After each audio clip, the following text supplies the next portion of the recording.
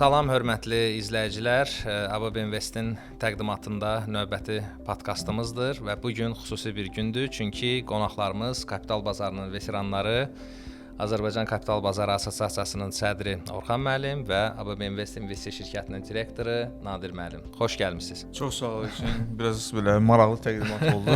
Veteranlar adətən o adamlardır ki, artıq o işdən uzaqlaşıblar. Biz hələ ki işimizlə davam edirik. Həvəslə. Siz bilavasitə işin içində olan veteranlarsınız və bu günü xüsusi edən odur ki, biz əvvəlki podkastlarımızdan fərqli olaraq bu gün ümumiyyətlə Azərbaycanda kapital bazarının mövcud durumu, onun tarixi və inkişaf perspektivləri haqqında danışmaq istəyirdim. Ona görə icazənizlə başlayaq. Mənim ilk sualım sizə olacaq, Orxan.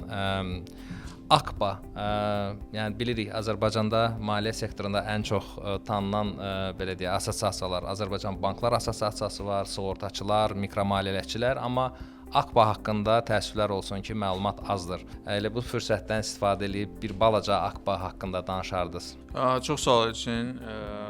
AKBA Azərbaycan Kapital Bazarları Assosiasiyası akronimidir. Assosiasiya haqqında onu deyə bilərəm ki, assosiasiya 2007-ci ildə yaradılıb, amma 2014-cü ilə qədər fəaliyyəti olmayıb. 2014-cü ildən etibarən fəaliyyəti yenidən bərpa olunub. Həmin illərdə sizin də xatırlayarsınız, indi tamaşaçılar bilmir. Biz həm də uzun illərdir eyni sektorda paralel çalışırıq. Ona görə bir-birimizin fəaliyyətindən də yaxın xəbərimiz var. O vaxtı səhv eləmirəmsə elə twinning layihəsi var idi.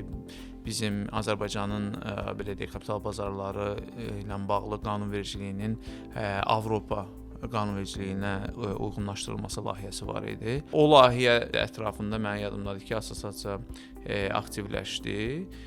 Ondan sonra bilirik ki, 2015-ci ildə devalvasiya oldu.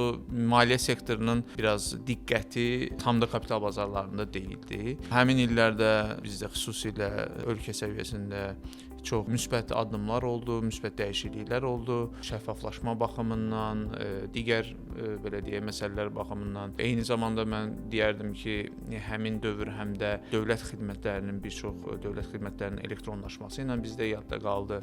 Yəni bu prosesdə paralel olaraq assosiasiyada ona uyğun öz inkişaf yolunu gedirdi. Daha sonra biz pandemiyanı gördük. Pandemiyadan da nəinki kapital bazarları, bütün bazarlar və bütün şəxslər həm maddi, həm də belə deyək də fiziki olaraq məhdudlaşdı. Hərəkət məhdudiyyətimiz də var idi. Ümid edirəm bir də heç vaxt belə olmaz. İnşallah. Və ondan sonra artıq mən deyərdim ki, biraz bu təbii şəkildə artıq bizim bazara olan marağın artması ilə də birlikdə bizim həmin dövrlər ərzində bazar iştirakçılarımızın sayı da artdı. Mən deyərdim ki, peşəkarlığı da artdı. Xüsusilə mən qeyd etməliyəm ki, 2020-ci ildən etibarən 2019-cu ilin sonundan etibarən tənzimləyici orqan olaraq Mərkəzi Bankın bizim bazarı tənzimləməsindən sonra biz burada çox müsbət dəyişikliklərin başlanğıcının şahidi olduq. Xüsusilə mən deyərdim ki, 2022-ci ilin ortalarından etibarən bu müsbət dəyişiklik daha çox hiss olunmağa başladı. Yəni mən deyərdim ki, bazarın ümumi inkişaf tendensiyası və ölkə səviyyəsində buna maraq, o cümlədən kapital bazarlarının eyni ilə sərvət yaranmasında oynadığı bir alternativ kimi görülməsi, düzdür, dünyada bu klassik yoldur, amma bizdə bu yox idi. Artıq ona gətirib çıxartdı ki, assosiasiya bəlkə də başqa bir daha geniş formatda öz iştirakını təmin eləsin. Assosiasiya hal-hazırda 14 üzvümüz var. Bəli, 14 üzvümüz var. Onların əksəriyyəti investisiya şirkətlərdə Azərbaycanda fəaliyyət göstərən. Biri Bakı Fond birjasıdır, biri Milli Depozit Mərkəzidir. Demək olar ki, bazarın bütün iştirakçıları bizim üzvümüzdür və onlarla assosiasiya olaraq işləyirik. Assosiasiyanın əsas məqsədi, mandatı üzvlərin maraqlarını qorumaqdır. İstər dövlət təşkilatları tərəfində, istər ictimai tərəfdə, xüsusilə nəzarət orqanı qarşısında. O cümlədən maarifləndirmədir mandatı.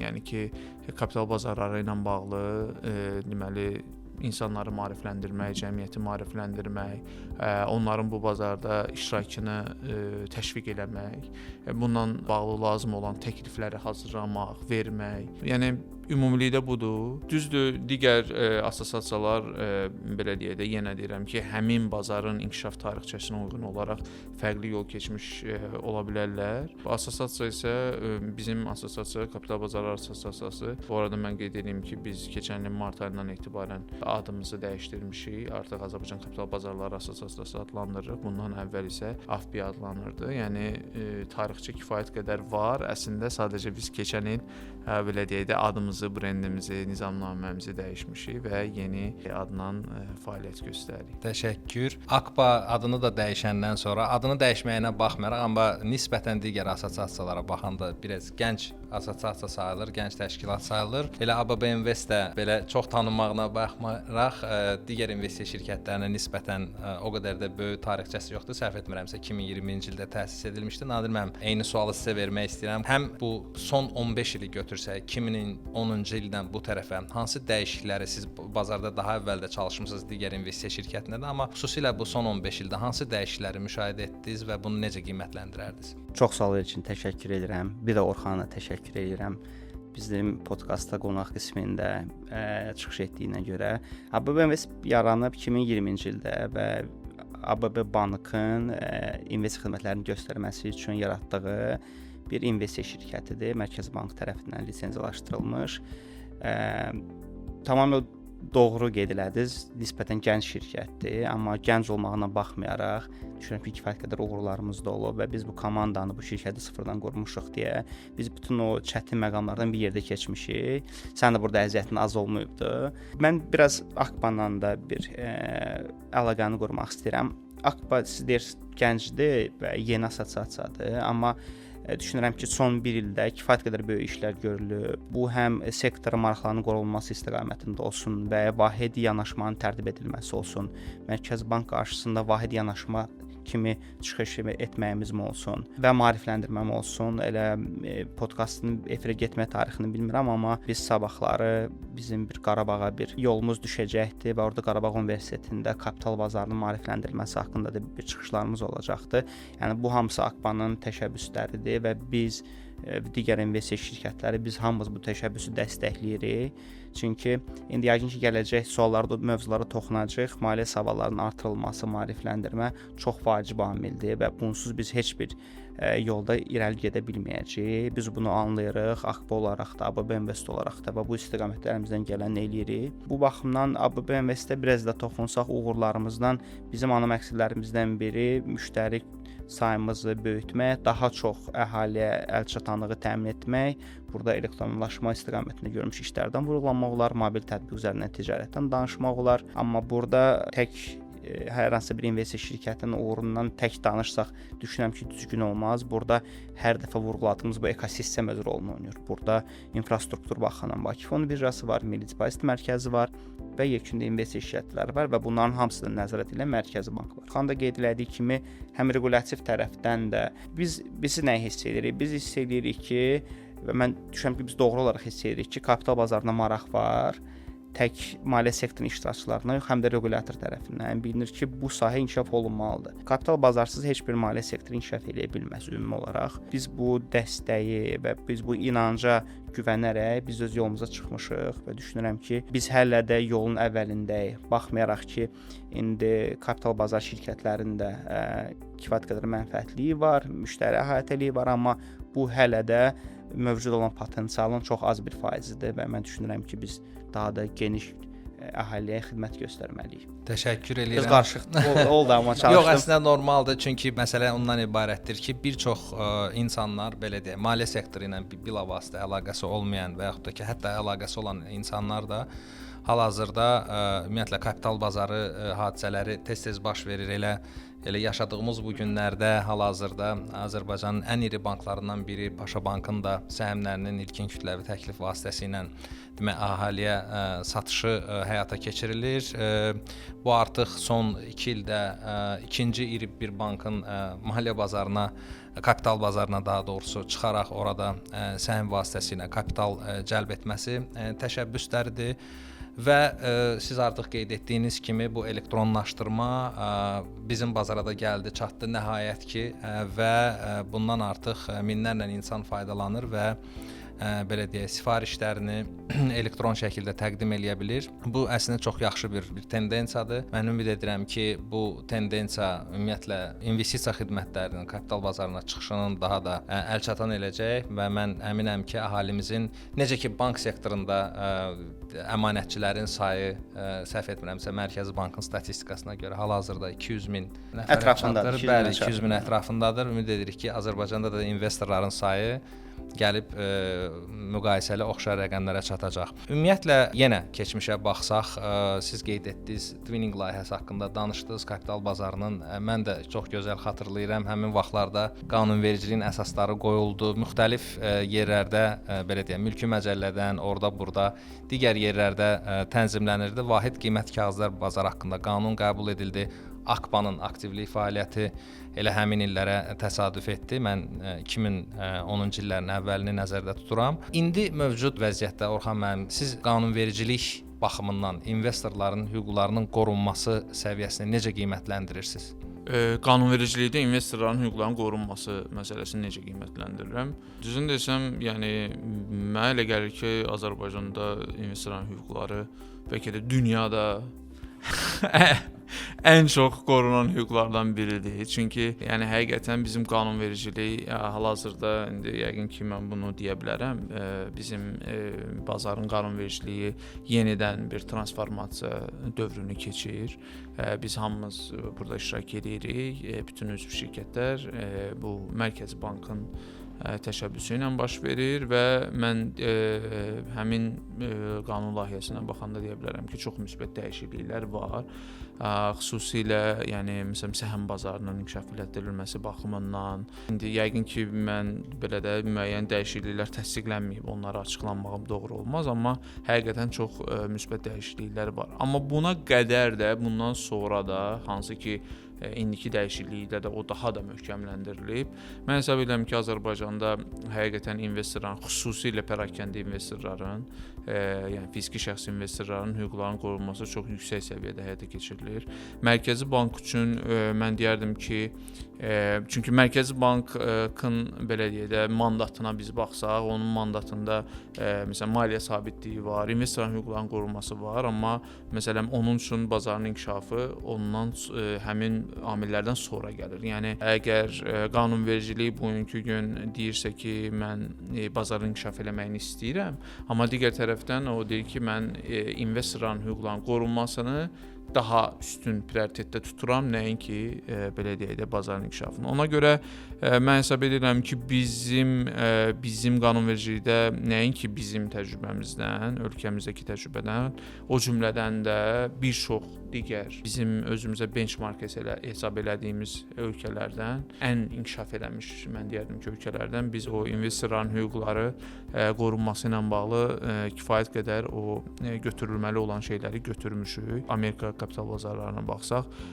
mən hətta deyərdim ki, orada bəlkə də bu qədər həssas yanaşma yoxdur, nəinki bizdə var. Ona görə Azərbaycanda fərdi investor olmaq, fiziki şəxs investor olmaq həqiqətən çox güvənlidir. Çünki yəni investor başa düşməlidir ki, o investisiya şirkəti ilə girdiyi əlaqədə birinci andan etibarən sona qədər Mərkəzi Bankın hər addımında nəzarəti var və digər tərəfdən də qanunvericilik də elə dizayn olunub ki, investor yəni istər şirkətin özünə, istər Mərkəzi Banka, istər məhkəmələrdə çox asanlıqla öz hüquqlarını belə deyək də müdafiə eləyə bilir. Bizim məhkəmələr də artıq kifayət qədər bu məsələ üzrə də ixtisaslaşır. Mən deyərdim ki, ixtisaslaşmış məhkəmələr artıq olandan sonra o biraz da o investorların hüquqlarına belə deyək də qorunması istiqamətində müsbət təsir eləyib. Mən çox müsbət qiymətləndirirsiniz.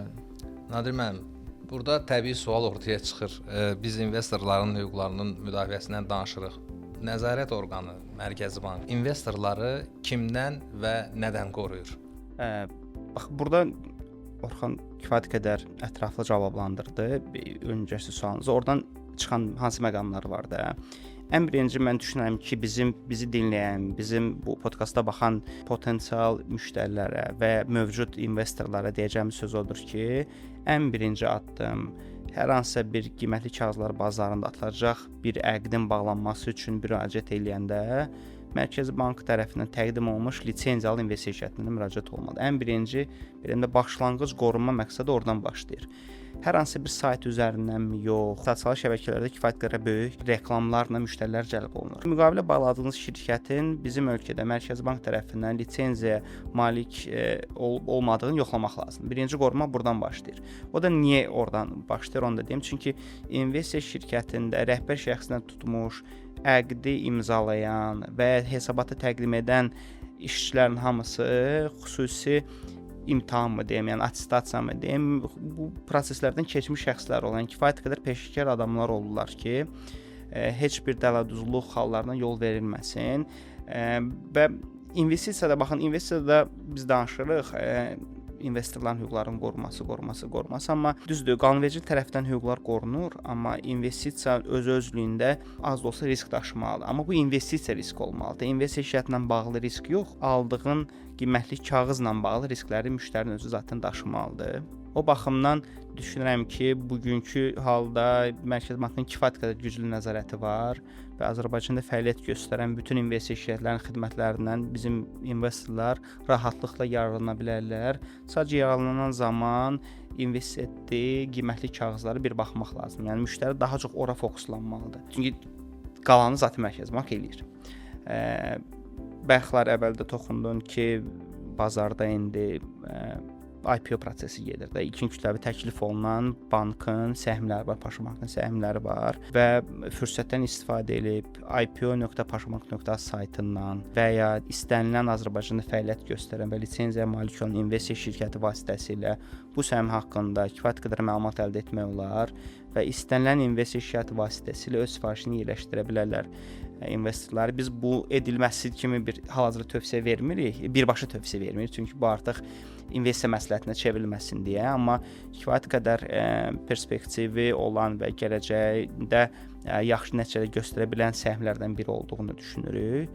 Amma yenə də bütün maliyyə məlumatları, açıqlanan bütün maliyyə belə deyim hesabatlarına baxıb yenə də investorlar öz qərarını verə bilərlər. Bunu bağlasaq sizin sualınıza, investor həm və o səhm və ABB-nin səhmi və digər bir səhmi aldıqdan sonra həmin qiymətli kağızlar Milli Depozit Mərkəzində müştərinin adına depo hesabında saxlanılır. Bu da başqa bir qorumadır. Bu saxlanıc qorunması da onunla da Nəzarət Mərkəzi Bank tərəfindən olunur. Bütün alış və satış əqləri Bakı Fond birjası vasitəsilə keçirilir. Bu da Mərkəzi Bankın nəzarətində baş verir. Yəni gördüyümüz kimi proses əvvəldən sona qədər nəzarət altında ixtisaslaşmış, lisenziyalaşdırılmış şəxslər tərəfindən həyata keçirilir. Yəni bu gözəl münbit şəraitdə investisiya etmək məncə olar, lazımdır və biz buna inanırıq ki, kifayət qədər də böyük investor sayına gəlib çıxacağıq. Toxunduz unikal depozit saxlayan vətəndaşların sayına o 200 minə yaxın bir çatır səhv etmirəmsə, amma mən çox rahatlıqla deyə bilərəm ki, unikal investor sayı da düşünürəm ki, artıq 100 minə gəlib çatmalıdır. Ən azı ABB-nin keysində bu 35 minə gəlib çatmışdı. Daha sonra bilirəm ki, Paşa Bankın IPO-sunda da bir müəyyən sayda da bir yeni investorlar daxil olacaqdı. Ondan öncə də unikal investorlar var idi. Yəni burada rəqəmlər var. Sadəcə yeni alətlər lazımdır. Bazarı ümid edirəm ki, bazarın inkişafından da bağlı sualınız olacaqdı. Potensial var. Qorunan infrastruktur var, regulyator var, investisiya şirkətləri var.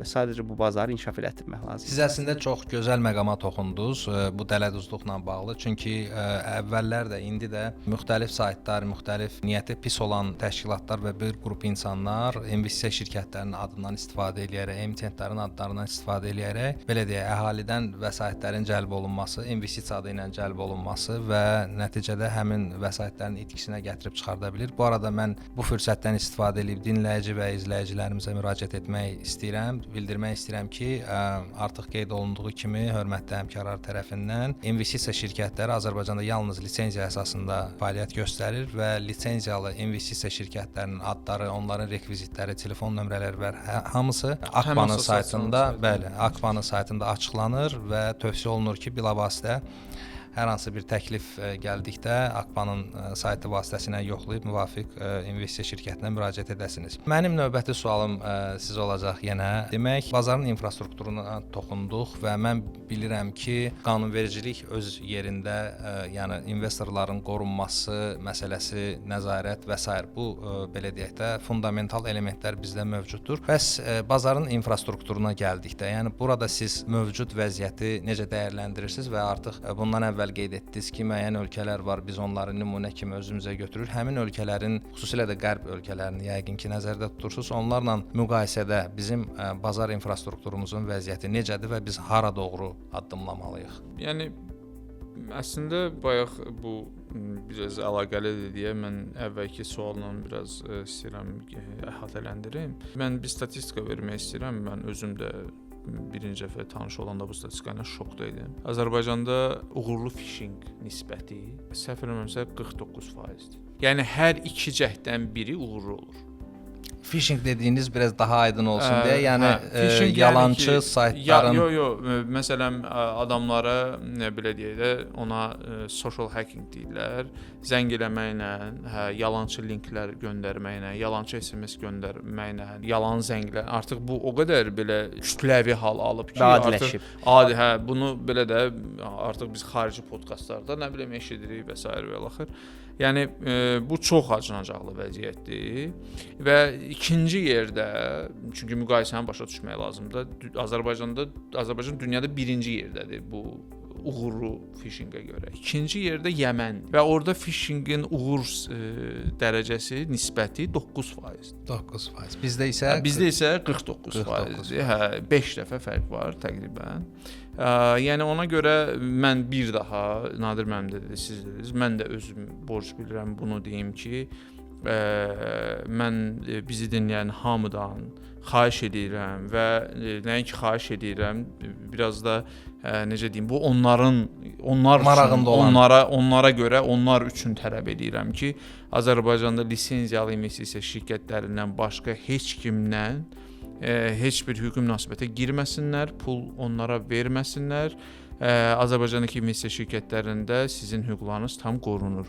Siyahı ilə isə dediyiniz kimi həm assosiasiyanın veb səhifəsində, həm də Mərkəzi Bankın veb səhifəsində tanış ola bilərlər. Bu məsələnin bu tərəfi sadəcə borc bildim özümə deməyə bir daha təkrarlayım. Çünki ağrılı yerimizdir. Qorxunc rəqəmlərdir. Çox qorxunc rəqəmlərdir. Yəni o rəqəmlər o nisbətdir. Bir tərəfdən də onun bir də həmin orada itirilən pulların həcmi var da. Bizim o statistikanı da görürük. Təqribən təxmin eləyə bilirik. Yəni təqribən az qala bizim bazar boydadır. Yəni siz təsəvvür edin ki, o olmasa, yəni ki, bizim bazarın həcmi 2 dəfə arta bilər də. Yəni belə baxaq məsələyə. Qaldı ki, infrastruktur baxımından mənə elə gəlir ki, infrastruktur bazarın tələblərinə uyğun formalaşır. Çünki belə deyək də, bazar nəyi tələb edirsə, infrastruktur da ona adekvat şəkildə inkişaf eləyir. Mən deyim ki, biz hal-hazırda belə deyək də yaxşı vəziyyətdədir. Biz belə deyək də məsafədən heç olmasa sifarişlərin verilməsi olsun, hesabatlılıq olsun, onların avtomatlaşdırılması olsun, hesabların açılması olsun. Məsələn, hesabların açılması vaxt var idi, 3 gün çəkirdi. İndi bir kliklə bunu həll etmək olur və ya sifariş vermək üçün mütləq ofisə gedib yaxınlaşıb yaş imza vermək lazım idi. İndi bunu artıq aplikasiyalar üzərindən eləmək olur. Yəni o barədə biz inkişaf yoluna baxsaq kifayət qədər inkişaf eləyib. Amma təbii ki, öz çatışmazlıqları var.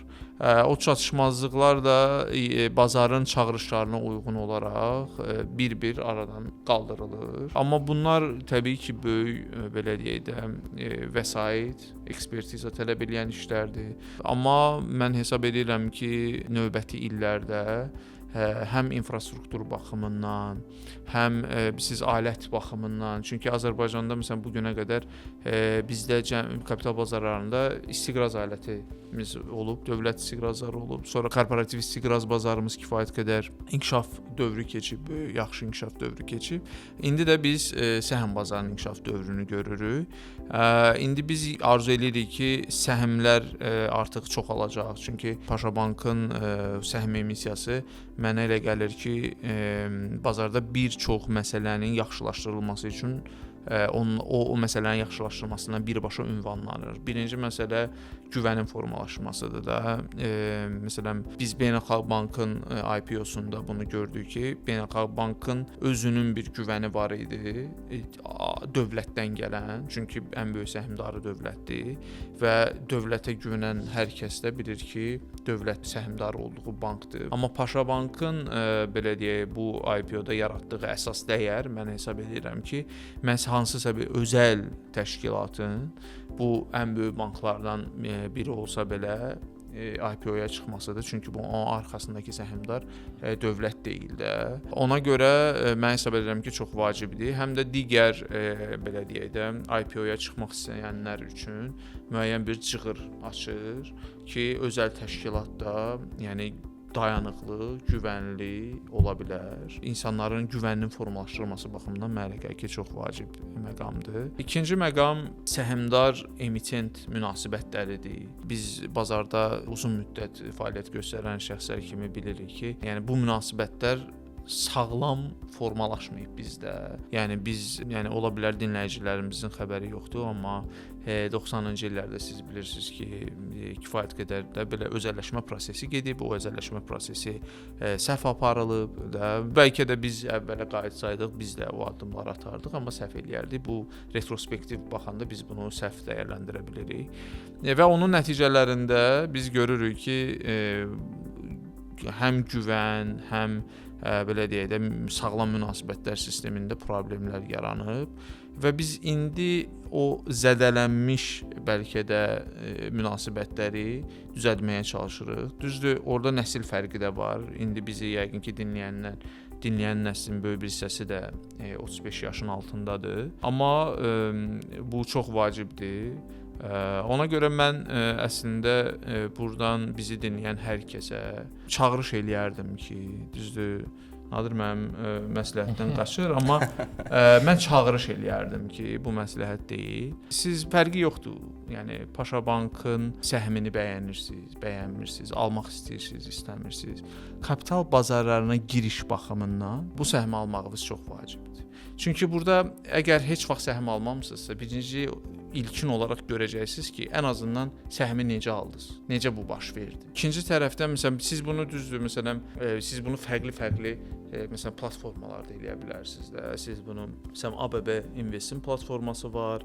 Sonra yenə bizim üzvümüz olan Unicapital şirkətinin Leo Bank ilə birlikdə bir platforması var, Leo Bankın daxilində və digər investisiya şirkətləri də var da. Ondan sonra Capital Bank, Paşa Bir Bank Invest var. Deyəsən elə emitentin də öz Paşa Bankın da Paşa Bankın mobil applikasiyasında müəyyən işlər görülür. Bu funksiya hal-hazırda var yoxsa yoxdur bilmirəm, amma ən azından bu 3 applikasiya üzərindən bunların olduğunu dərk edirəm. Sifarişlər, yəni buna bir playground kimi də baxa bilərsiniz, oyun meydançası kimi də baxa bilərlər müştərilər. Yəni burada şərt deyil ki, siz girib bir neçə səhm alasınız. Məsələn, müzakirə eləyəndə biz baxırıq ki, məsələn, daşınmaz əmlak investisiyasına bu minimum giriş haqqında biz danışırıqsa, bu təqribən 80 min manat ətrafında dəyişir.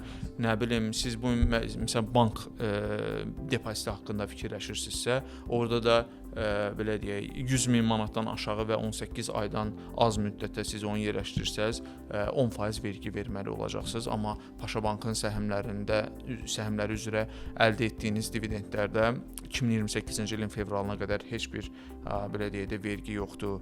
Yəni həm cəlbedici tərəfləri çoxdur, həm də ən azından bu prosesi hiss eləməyiniz, bu prosesin içində olmağınız, bunun bir hissəsinə çevrilməyiniz baxımından mənə elə gəlir ki, çox vacibdir və bugünkü gündə bizim bazarın infrastrukturu bunu dəstəkləyir. Təşəkkür edirəm. Nadir müəllim, siz ən çox underwriting eləyən şirkətlərdən biri ABB Invest.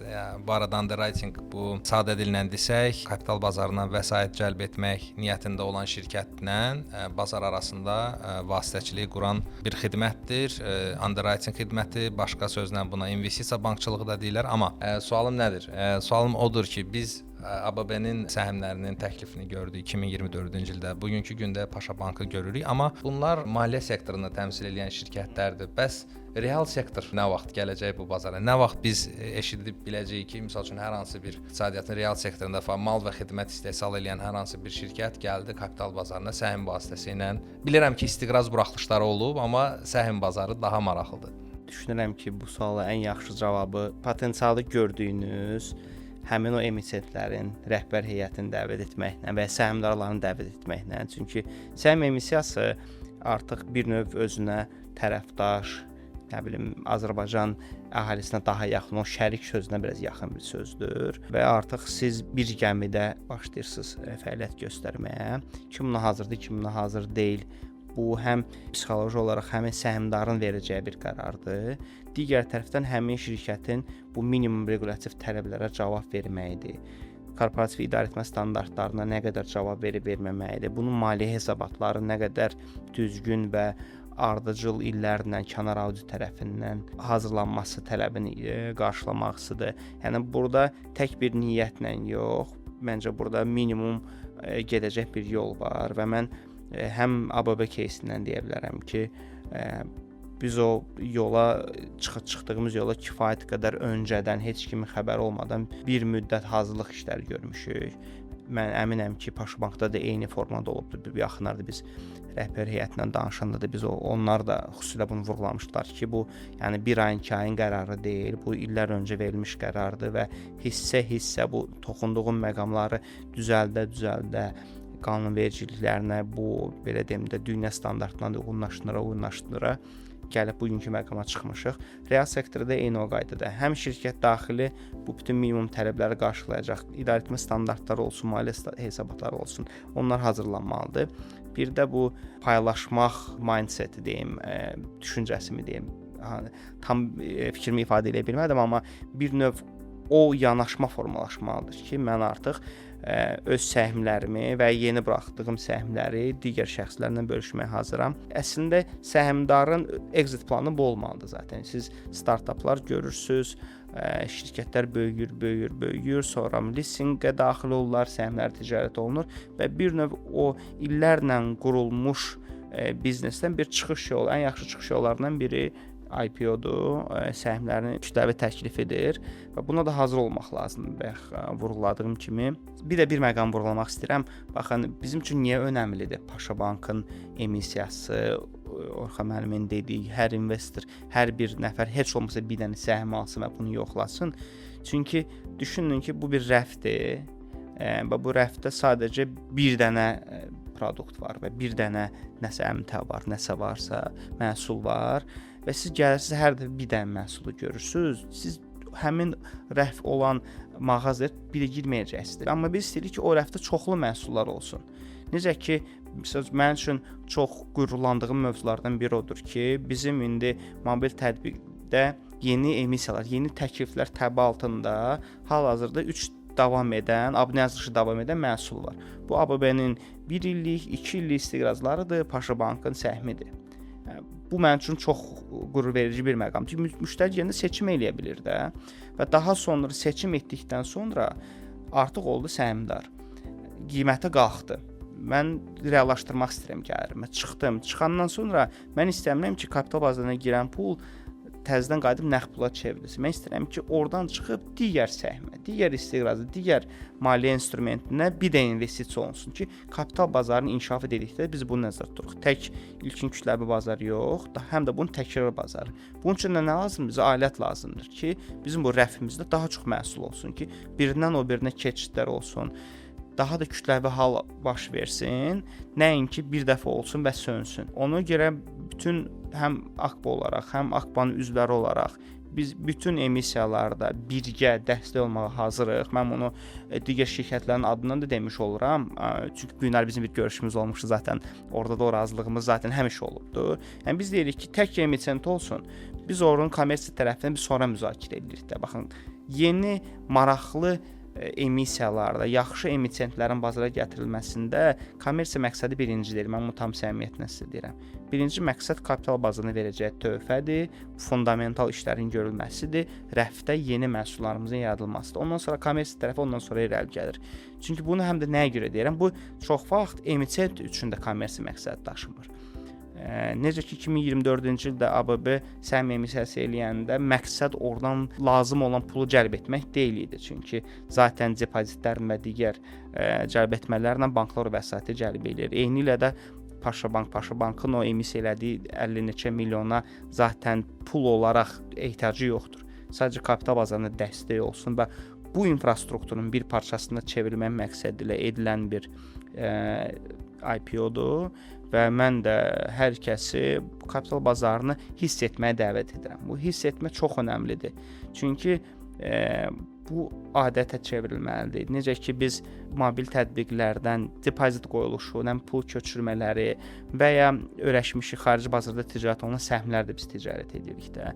Necə ki açanda bu watchlist dediyimiz izləmə siyahısında biz seçirik ki, mən bu top 10 şirkəti izləyəcəm. Bunun qiyməti dəyişəndə mən baxacağam, düşəndə alacağam, qalxanda satacağam. Mən istəyirəm ki, Azərbaycan kapitalda o vəziyyətə gəlib çıxsın ki, Azərbaycanın emitentlərindən bizim o watch listəmiz, o izləmə siyahımız onlardan formalaşsın. İzləyən Nvidia-nı da izləyək, Tesla-nı da izləyək, onun yanında da bir 5 Azərbaycan şirkətinin də səhmini izləyək bu dinamikadan. Çünki iqtisadiyyat buradan da çox faydalanacaqdır. Maliyyələşmə bu yolla baş tutacaqdır. Dövriyyələr artacaqdır. Dövriyyədən hər kəs qidalanacaqdır. Bakı Fond birjasında qidalanacaq. Milli Depozit Mərkəzində, investisiya şirkətlərdə infrastruktur böyüyəcək, şirkətlərimiz böyüyəcək, ora yeni əməkdaşlar cəlb etməli olacağıq və belə kapital bazarının inkişafına böyük ümidlərlə biz nail olacağıq.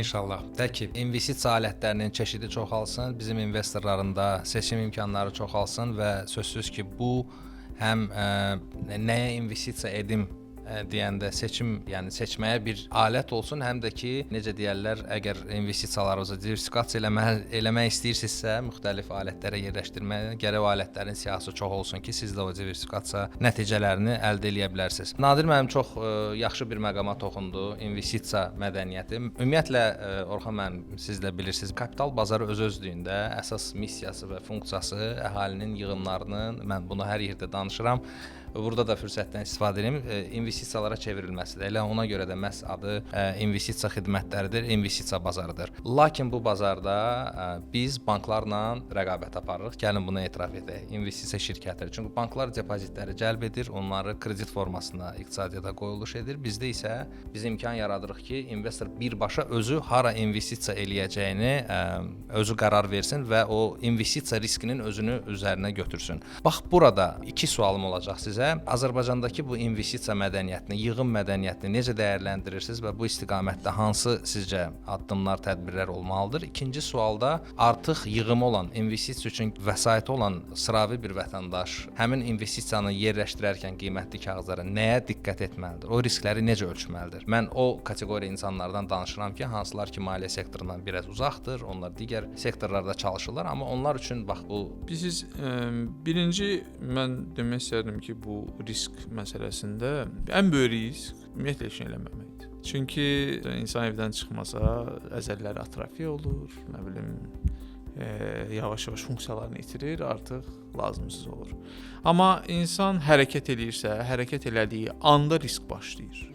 Bizim yaxşı bir atalar sözümüz var. Gəzməyən ayağa daş dəyməz ya da gəzən ayağa daş dəyər. Yəni əgər ayaq gəzirsə ona daş dəyməyi normaldır. Amma bizim burada investorların eləməli olduğu şey riskləri tamamilə aradan qaldırmaq deyil. Çünki bu mümkün deyil. Risk həmişə var. Yəni bu gün o məsələn kimsə səhm alsa da hansısa bir risk daşıyır, almasa da risk daşıyır. İnvestisiya alətlərindəki risklərə baxsaq, mənə elə gəlir ki, bugünkü gün bizim kapital bazarının indiki mərhələsində bizim kapital bazarları bəlkə də daha çox riskin azaldılması üçün istifadə oluna bilər, nəinki belə deyək də onun içindəki öz risklərə baxmaq. Çünki biz birinci növbədə baxmalıyıq ki, bugünkü gün bizdə investorların investisiya eləmək aləti çeşidi yoxdur da. Yəni bu ya daşınmaz əmlakdır, da ya qızıldır, tutaq ki, ya bank depozitləridir. Amma istiqrazlar olsun, səhmlər olsun, düzdür, artıq yaranır yavaş-yavaş, amma hələ də kiçik həcmlərdədir. Mən hesab edirəm ki, məsələn, beynəlxalq bank üçün 50 milyon çox kiçik rəqəmdir. Normalda, yəni bu bütün bankın kapitalının 3%-də səhv eləmirəmsə və ya bu gün Paşa Bank məsələn IPO buraxır, biz görürük ki, orada 5%-dən söhbət gedir də. Amma əslində normalda bu biz 20, 25, 30%-ləri görməliyik də yavaş-yavaş. Və buradakı əsas risk investorun vəsaitini ancaq pul formasında və ya qızıl formasında və ya belə deyək, bank depozit formasında saxlamasıdır. Elə bu riski aradan qaldırmaq üçün, bu riski azaltmaq üçün investor birinci kapital bazarlarına girməlidir. Mən belə hesab edirəm şəxsən. İkinci, artıq kapital bazarlarına girəndən sonra kapital bazarlarının özündən irəli gələn risklər var. Burada isə mən ilkin olaraq deyim ki, hamı maliyyə eksperti ola bilməz, hamı risk meneceri ola bilməz. Elə bir məcburiyyət də yoxdur. Amma riski başa düşmək baxımından, bir riski başa düşmək investordan özünü başa düşməyi tələb edir birinci növbədə. Ki investor birinci başa düşməlidir ki, onun ümumi varlığı, var-dövləti nə qədərdir, hansı səviyyədədir. Sonra onun hissələri var da, müəyyən bir hissə daşınmaz əmlak var, müəyyən hissə pul var, müəyyən hissə və s. O indi gəlib boş vəsait hissəsinə gəlib çıxırıq, düzdürmü? Boş vəsait hissəsində o baxmalıdır ki, onun məsələn gündəlik xərcləri nə qədərdir, onun məsələn ailəsi ilə bağlı hansı planları var, gələcəyi nə planlama eləmək istəyir və s. Və həmin onun maliyyə planlarına uyğun olaraq onun pulunun artıq yerləşmə biz horizon deyirik də ona, onun investisiyasının bir zamanı əmələ gəlir ki, o bu zaman ərzində bunu dəyərləndirmək istəyir. Və ola bilər ki, hər bir pulun da özünün zamanı var. Digər tərəfdən bu hal-hazırda olan pul vəsaitidir. Bir də bu pul vəsaitinin üzərinə onun dövrü olaraq əlavə olunan pul vəsaitləri var, düzdürmü? O ilkin olaraq başa düşməlidir ki, onun investisiya qabiliyyəti hansı vəsait həcmindədir. O qabiliyyəti başa düşəndən sonra o başa düşməlidir ki, hər bir hissədə o ümumilikdə nə qədər itirməyə hazırdır. Çünki siz bir yola çıxırsınızsa, məsələn, tutaq ki, siz istirahətə gedirsiniz. Hansısa Azərbaycanın məsələn rayonlarına və ya harasa. Avtomobillə gedirsiniz. Həmin avtomobillə gedəndə təkər partlaya bilər. Bu avtomatik olaraq sizin istirahətinizin maya dərinin üzərinə gəlir. Və ya digər hadisələr də baş verə bilər. Bu da sizin o yolda gedəcəyiniz yolda başınıza gələ biləcək risklərdir. Yəni burada da elədir. Yəni necə ki sizin yolda gedəndə təkər partlaya bilər, kapital bazarlarında siz səhm alanda onun qiyməti düşə bilər. Amma tutaq ki emitent o emitent səhmin buraxan şirkətin əsas şeyi nədir orada? Ki əgər elə onun idarə heyətinin sədrinin ümdə vəzifəsi səhmin dəyərini artırmaqdır. Və bu səhmin dəyərini artırmaq isə həmin şirkətin mənfəətinin artırılmağından gedir. Bir investor bunu başa düşəndən sonra ki, o nə qədər itirməyə hazırdır. Çünki məsələmdə siz bir təkər itirməyə hazırsınız da, baqajda bir dənə təkər var. İkinci təkərdə siz problem yaşayacaqsınız.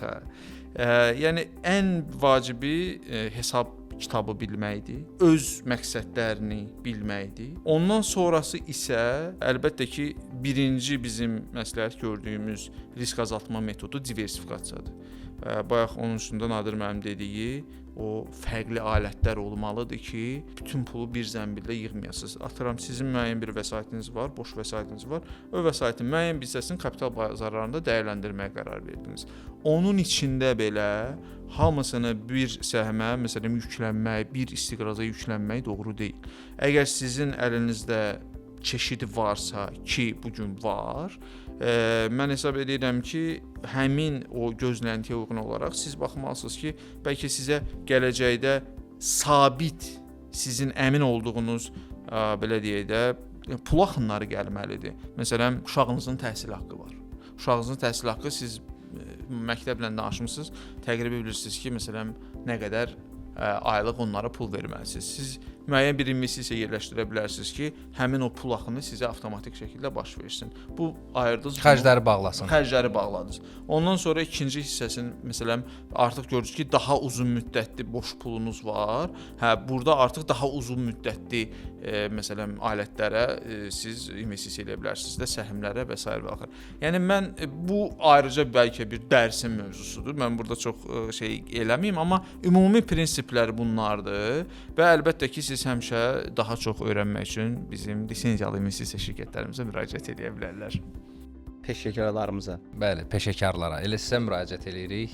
İnvestisiya şirkətinin rəhbəri kimi hər gün müştərilərlə çalışırsınız, işləyirsiniz. Orxan müəllim qeyd etdi, səhm, istiqraz, investisiya üfüqü, müxtəlif müddətlər. Bugünkü gündə bizim Azərbaycanın yerli kapital bazarı hansı belə deyə imkanlar yaradır? Alətlər baxımından, bir də ki, bu müddətlər baxımından necə bir seçimlər mövcuddur? Nə tövsiyə edərdiniz sıravi investora? Bu birbaşa bağlıdır müştərinin risk iştahına, müştəri ümumiyyətcə Orxan müəllim dediyi yolda nələri əldə etmək istəyir, ona aiddir. Burada dövlət qiymətli kağızlarından tutmuş, korporativ istiqrazlara qədər fərqlənən qiymətli kağızlar təklif eləmək olar. Burada həm dövlət istiqrazı, Maliyyə Nazirliyinin istiqrazlarından yanaşı bankların istiqrazları var. Məsəl üçün bayaq vurğuladığımız ABV-nin hal-hazırda və davamlı olaraq emisiya edilməsi planlaşdırılan bir istiqrazlar olacaqdır daimi bazarda. Müştərilər bundan yararlana bilər. Bu arada qısa bir məqama toxunum. İstiqrazların həm də üstün cəhətlərindən biri odur ki, siz vurğulamışdınız ki, bank depoziti bizim rəqiblərimizdir və s.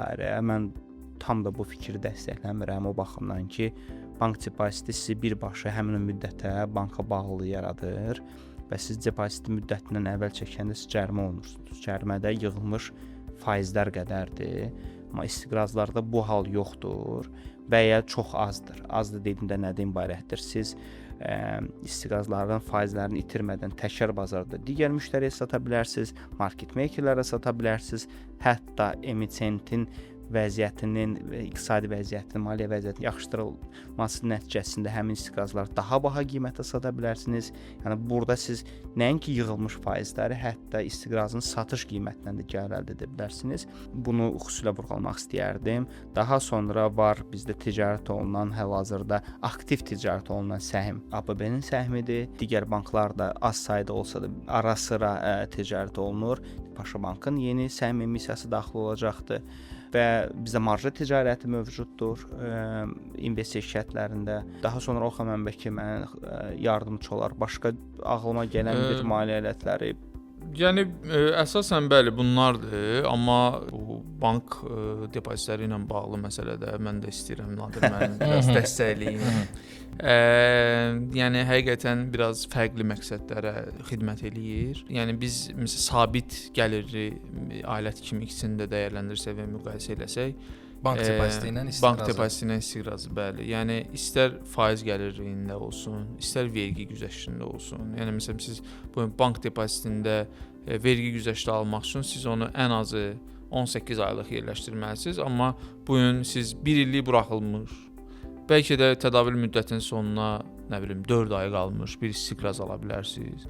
Hansı ki, orada siz heç bir belə deyək də, bu əgər həmin istiqraz birjada listinqdədirsə ki, mən bildiyim buraxılan istiqrazların 95% bizdə birjada listinqdədir. Siz həmin istiqrazlar üzrə faizin, yəni belə deyək, kupon ödənişi deyirik də biz ona, vergisini verməyəcəksiniz. Vergi güzəşti var. Yəni ən azından səhv etmirəmsə orada 10% ödəmə mənbəyində 10% ödəmə mənbəsində vergi nəzərdə tutulub və 2028-ci ilin fevralına qədər bu belə deyək azaddır və mən düşünürəm ki, əgər nəticə yaxşı olarsa, əgər belə deyək də biz bu müddət ərzində görsək ki, həqiqətən bu faktor investorların bazara gəlməyini təşviq eləyib, bizim üçün artıq növbəti bir president yaranmış olacaq ki, biz vergi xidmətinə müraciət eləyək ki, həmin müddət uzadılsın.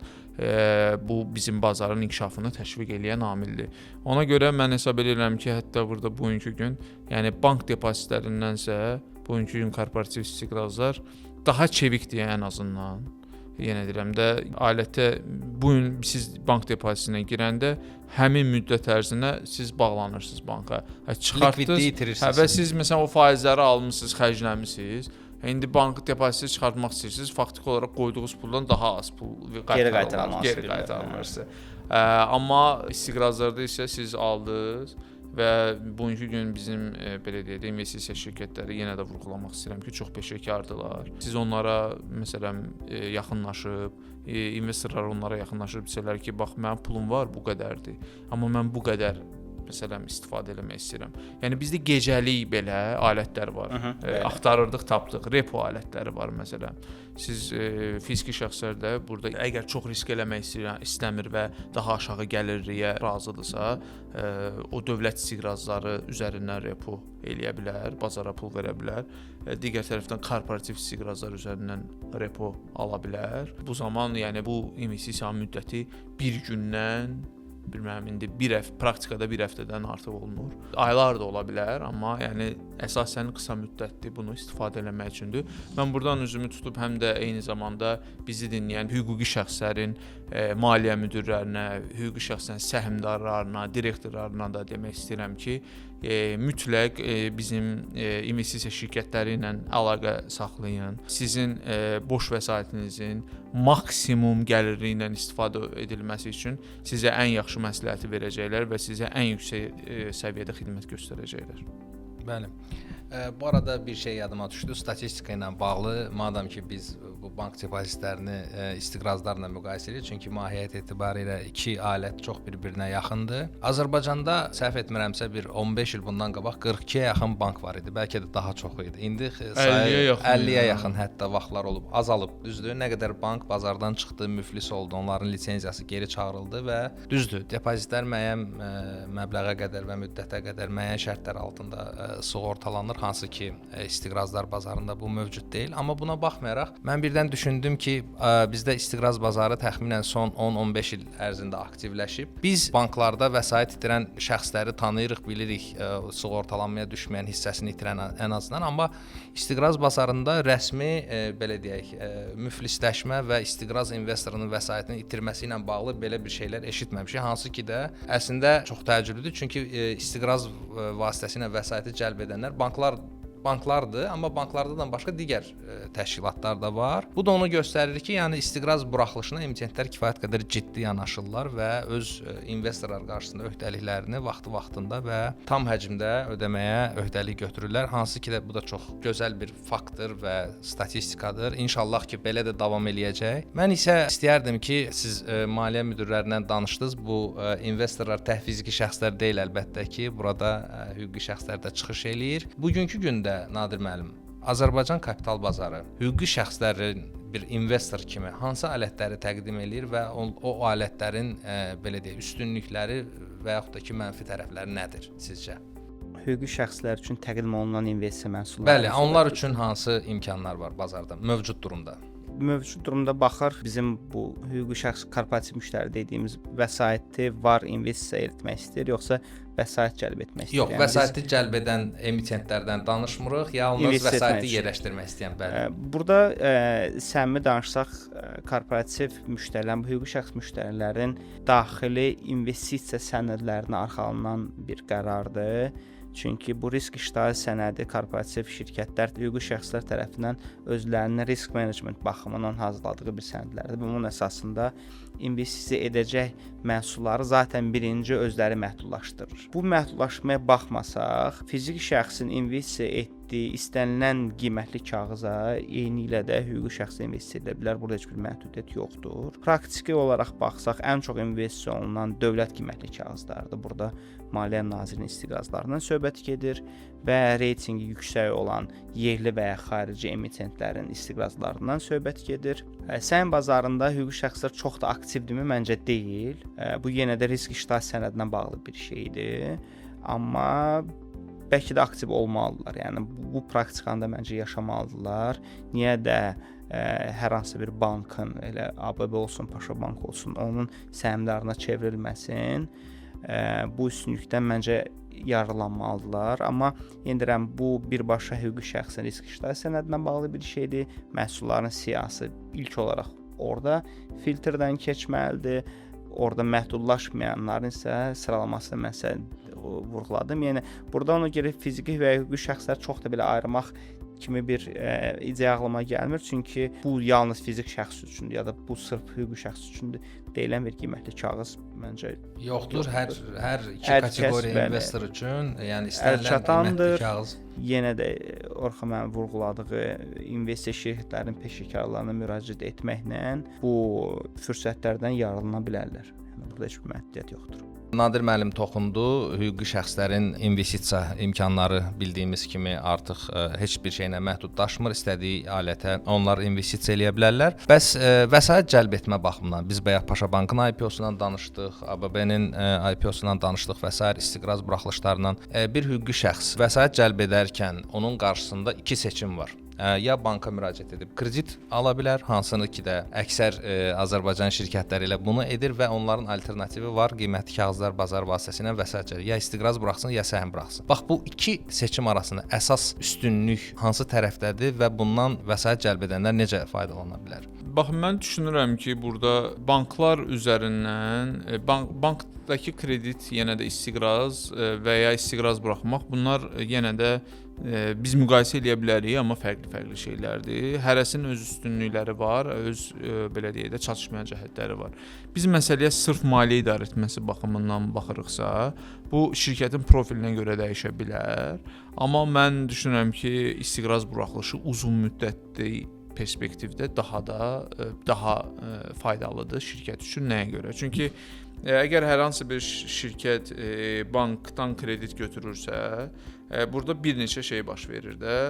Bir üstün cəhəti odur ki, bank bu ilə bağlı sürətli qərar verir. İkinci tərəfi odur ki, bank həmin krediti ödənilə bilmədiyi halda restrukturizasiya edə bilər. Amma bundan başqa digər bütün parametrlərdə biz görə bilərik ki, istiqraz buraxmaq daha faydalıdır, daha üstündür. Nəyə görə? Çünki bir şirkət bankdan kredit alanda onun geri qaytarılma şərtlərində uzaqbaşı həmin kreditin müddətinə və mahiyyətinə uyğun olaraq hansısa bir neçə ay əsas məbləğdən ödəniş etməmə güzəşt müddəti ola bilər. Bu bir neçə aydır da maksimum. Amma istiqrazda siz istiqrazı hansı müddətə buraxırsınızsa buraxın, şərt odur ki, siz buraxdığınız istiqrazın məbləğinə uyğun olaraq söz verdiyiniz tarixlərdə faizləri ödəyirsiniz və əsas məbləği ən axırda ödəyirsiniz.